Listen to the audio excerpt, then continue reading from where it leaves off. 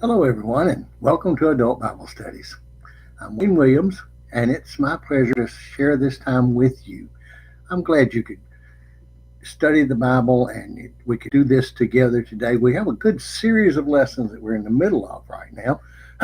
We've been looking at stories based on the book of Esther, and the primary story being Esther and her life as she ascends to be the queen of Persia, and her people, the Jews, and the things that they were dealing with in the sense of being not a primary part of the Persian Empire, but nonetheless living in that empire with people of different cultures, different backgrounds, and that sort of thing. We've seen the first week that the Jews had fallen into disfavor, if you want to call it that way, a major official of the Persian Empire. He had issued, with the king's permission, an edict whereby on a certain day the Jews would be attacked and slaughtered, taken care of. Gotten all the Jews in the Persian Empire would be killed and their property confiscated, and moving on, because he was mad at the Jews. He was mad at Mordecai in particular. Mordecai was Esther's uncle and a Jew, and living there in the capital city for Persia. And he had really upset Haman, and Haman had decided not just to get back at Mordecai, but to get back at the people, the Jewish people in general, because he saw Mordecai as just being an example of those troublemaking Jews. Well, the next week we saw Mordecai coming to his niece Esther and reminding her of how God had helped her to ascend to the position that she was in, how God had been a part of that, and how, who knows, but for the reason of being the one who could represent the Jews in this time of crisis. Maybe that was exactly what God had in mind from the very beginning, and you're just now beginning to unfold. And so we find Esther prayerfully considering this possibility and how she might intervene and be a asset for her people. And they pray together. She asked the people to pray, that she would have strength and wisdom and understanding to be able to do all the things that she needed to be able to approach the king and settle this situation if possible. Last week, we saw that she had indeed stepped forward, taken the chance on being pushed aside by the king. She was going before the king without having been summoned, and so that meant if she appeared before the king asking to speak to him without his summoning her, she could be put to death. Instead, if the king were to dip his scepter toward her and therefore give her permission to come forward and speak, that things would be okay. Well, that's what they had been praying about, and she'd been earnestly seeking guidance on how to do that sort of thing. And she realized that this was an opportunity that she could use for her people, and she did that. And the king responded favorably. He invited her to come forward. Last week we saw her doing a banquet for the king and for Haman, this official who had gotten so mad at the Jews and issued this edict. We find that he is exposed and his plot is exposed. I guess exposed is kind of a not good, not complete way of saying it, because the king had known of this plot, and yet it was kind of brought out into the public and brought out before the queen. And it's kind of like the queen coming to the king and saying, "You've done something that you didn't tell me about, and it really affects me personally." And so those kind of husband and wife conflicts that we have sometimes, where we have to kind of boldly go before each other and say, when you do this, I feel this. When you don't talk with me and let me know what you're doing, then I feel outside of our relationship and I feel secondary to you. And all those kinds of ways that we reconcile those situations in our lives. And being human beings, we often find ourselves dealing with a situation in ways that could be conflictual in the sense of husband and wife. The husband may say up and the wife may say down. I remember when our children were uh, younger and they asked our permission for just about everything, which was a good thing, way of letting us know what they were doing and making sure that it was okay and making us aware of all that stuff. But there would be times when they'd go to their mother and they'd catch her alone and they'd say, "Can I go over to Sally's house and uh, spend the afternoon?" And my wife, very uh, not trying to overmind me, not knowing what my response would be, kind of thought through the afternoon, says, "Well, I don't know that we have anything planned this afternoon. This ought to be a good time. Make sure Sally's mother's okay with it, then go ahead." Well, then later I'll find out that my daughter's at Sally's, and I'm go, "Oh no, I was hoping that she and I could go do something this afternoon." Haven't been spoken about that very directly, very outwardly, but I was planning on that. I was hoping for that. And my wife would maybe feel a little bad because she had given permission without talking with me, and I'd feel a little bad because I had lost the opportunity of being with my daughter and doing something special. But those kinds of things come up, don't they? And that's what we're talking about here. Esther and the king getting to where they're singing from the same sheet of music, as we say sometimes. Well, last week we saw that ended not very well for Haman. In fact, the king had Haman put to death because of this plot that he was plotting against all the Jewish people in the Persian kingdom. We're talking about thousands of people here. It's not just a small group. It's not like he was going to just take a family and push them out of the kingdom. They weren't exiling them, they were murdering them. And so, a very strong situation here. Well, today, after having reached the resolution of what seemed like the resolution of the story last week, we're going to go back to chapter 3. Last week we were in chapter 7, so we're now going back before that time and going back to the actual plotting between Haman and the king and seeing how the kinds of things that are brought out in this relationship and that we as Christian people need to consider as we think about dealing with people of other ethnic backgrounds, cultural backgrounds, racial backgrounds, people who have differences from us that are just a part of who they are and where they come from and that sort of thing. Not that people are trying to antagonize necessarily. Well, listen together. Esther chapter 3, and here's this description of what took place. Sometime later, King Ahasuerus promoted Haman. His father was an aggregate, and by promoting him above all the officials who worked with him, all the royal workers at the king's gate would kneel and bow face down to Haman because the king had so ordered. They weren't ordered to worship Haman, they were ordered to respect him and to bow down and to show reverence before him, to acknowledge his authority. But Mordecai, who worked at the king's gate as well, being a Jew, didn't kneel down or bow down. So the royal workers at the king's gate said to Mordecai, "Why don't you obey the king's order?"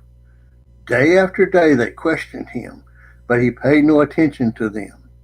So they let Haman know that it was just to see whether or not Mordecai's words would hold true. He had told them that he was a Jew. When Haman himself saw that Mordecai didn't kneel down or bow down to him, he became very angry. But he decided not to kill Mordecai, for people had told him Mordecai's race, Mordecai's race. Instead, he planned to wipe out all the Jews, Mordecai's people, throughout the whole kingdom of Ahasuerus. In the first month, that is the month of Nisan, in the 12th year of the rule of King Ahasuerus, servants threw pure, that's dice, namely dice, in front of Haman to find the best day for his plan. Okay, it's a plan now. We're going to extinguish these Jewish people. We're going to just kill them all. Now they're casting lots, so to speak, throwing dice, coming up with a way of discerning what would be the best date to do this. And they're going to send this date throughout the kingdom and tell everybody on this day, when you get up, if you have a Jewish neighbor, grab your gun, grab your weapons, go and you have the full authority to destroy them and to take their property. They tried every day and every month, and the dice chose the 13th day of the 12th month. That is the month of Adar. Now, the significance of that is you and I are naive about these months and dates and all the calendar of that time. But what it turns out is because of the way the lots fell, the date for carrying out this edict was put off for 11 months, almost a full year. But nonetheless, that was what was put on the edict. On this day is when we will all do this, and then there'll be no more Jews. Then Haman said to King Ahasuerus, a certain group of people exist in pockets with other people of all the provinces of your kingdom. Now see, just the way he's presenting it to the king is prejudiced. He's not saying we have people who are a common people who have backgrounds and who have a national standing in the sense of they belong to the same group of people and they have the same culture and same backgrounds, the same God. But he just says there's certain people that are just little pockets, almost like they're thieves or outlaws hiding in the nooks and crannies of the kingdom. Their laws are different from those of everyone else, and they refuse to obey the king's laws. Now, there's the crux of it, isn't it? They're not obeying your laws, O king. There's no good reason for the king to put up with them any longer.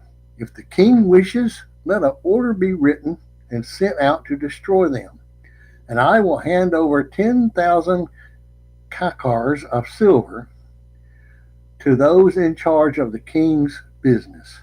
The silver can go into the king's treasuries. The king removed his royal ring from his finger and handed it to Haman, who was the enemy of the Jews. The king said to Haman, both the money and the people are under your power. Do as you like with them. Now, what I want to do is I want to step back a minute and look at this picture. We don't have a hero or heroine in this passage today. What we have is what I see as three primary characters, and all of them are a little askew in the way that they're handling these things.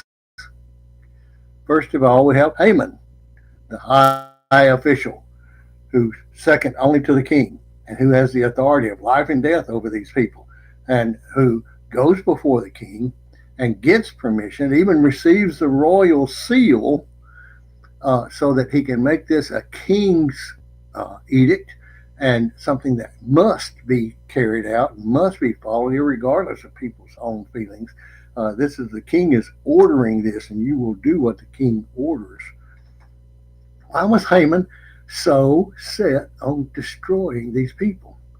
Well, each time we hear Haman referred to in this passage, we hear him being referred to as the son of a man who is part of a group of people who, back in history, had a lot of run-ins with the Jews. They were enemies. They had never reconciled their differences, and they continued to that day to be enemies of one another. Haman was more than just upset at Mordecai not bowing down before him. He saw an opportunity to get back at those dirty Jews for all the things they had done. Sounds almost like a Hatfield and McCoy kind of thing, doesn't it? We're going to get them McCoys. this is our chance. We got the upper hand now. We're going to take care of these people. We're going to get rid of them. That's Haman. Very unjust, very unfair, very uncaring, very intentional in his acts of death and murder in this situation. Then we have Mordecai. Mordecai is a Jew. He's working for the Persian government. He works at the king's gate. Doesn't say exactly what his role was, but he worked there at the main passageway into the capital city, and he was known by the other workers there and that sort of thing. And because of that, it was noticed that when Haman would come by and everybody else would bow down to him, Mordecai wasn't doing that. And, the Persians have a reputation of being pretty open to people of different cultures. They really didn't push that a whole lot. They didn't make a big deal out of that. They didn't chop people's heads off if they didn't follow every Persian mandate and that sort of thing. And so it wasn't that unusual. And yet, here you've got Mordecai, who, just like Haman, is possibly still bearing a grudge for that historical relationship between Haman's people and Mordecai's people. And Mordecai is kind of thumbing his nose at Haman and saying, I don't have to bow down before you. Now, there was no Jewish law that said that a Jew could not pay homage to a rightfully appointed official who had power over them. Jews would not worship idols, would not, one of the things that got Daniel into problems with at Babylon was that the king made this golden image of himself, and people were to worship that golden image. And Daniel says, no, I'm sorry, that's where the line's drawn. I will not worship this image. Mordecai didn't have that ground to stand on. He was expected to show rightful respect to the people in authority over him. The Bible's pretty clear about that sort of thing. And yet Mordecai still chose, based on quite possibly, quite probably, this tradition of hatred between the two groups of people that these men represented.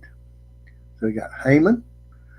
He's out for revenge and sees an opportunity. We got Mordecai, who's in a lower position and not able to do much, but he can still thumb his nose at the official, and he can still stay back in the background. And while everybody else is doing this, he can just kind of duck out and not do that. But other people notice that and bring it to Haman's attention, and that just adds fuel to the fire. Mordecai, instead of doing what he can do to bridge the gap between his people and Haman's people, is doing something that antagonizes that relationship. And then lastly, with the third person that we have in this drama, is the king himself. The king is, for lack of a better way of saying it, I think, just full of himself. He has all this power, and he's just elevated Haman up to second in command, and he's got a good old boy relationship with Haman. You scratch my back, I'll scratch yours. And Haman says, well, while we're talking about that, there's this group of people that's really been causing me a lot of trouble. And if you just give me the authority, I can take care of those people for you. And the king does that. The king does it in indifference. He doesn't care about these people. He's not mad at these people. He has no reason to attack these people himself. But Haman does, and he allows Haman to influence him. In a lot of ways, you and I are like this king as we deal with conflicts, cultural conflicts, racial conflicts with other people. We say, I don't have a dog in that fight, and so we just hold back. We don't do anything.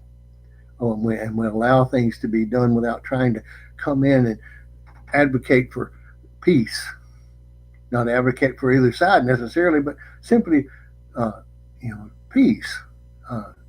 Live together, strive together, survive together, prosper together. We do that too, don't we? We hold back sometimes. So sometimes We're just like this king. Sometimes we're a Haman, sometimes we're a Mordecai, sometimes we're a king who's indifferent. This passage today reminds us of just how important it is for us as people of faith to keep our faith in God and in His will, and to see in His Word that it's clear that God is a God who seeks peace among people. God is not trying to separate us and make problems. He's trying to help us learn how to reconcile and get along. Jesus was so good about talking about taking care of your brother and welcoming those in who are not part of the group, and taking care of them, widows and other people. And yet we see in this story of Esther, it's as old as the history of mankind, finding those things that are different between ourselves and other people and turning those into a basis for resentment and hate and evil acts and indifference. What a powerful lesson. We can see an example here of just how we are. And we need to search our own hearts and say, Lord, in what way am I being a Haman in my life? In what way am I being a Mordecai? Am I antagonizing it? Am I just making it worse? Or am I really not directly involved in it, but I'm like the king, I'm passive and indifferent, and I could care less about what pain and suffering is going on? Help us, Father, to find that central stance where we can be an advocate for peace, an instrument of peace and love in your world. This is our prayer in Jesus' name. God bless you and have a great week.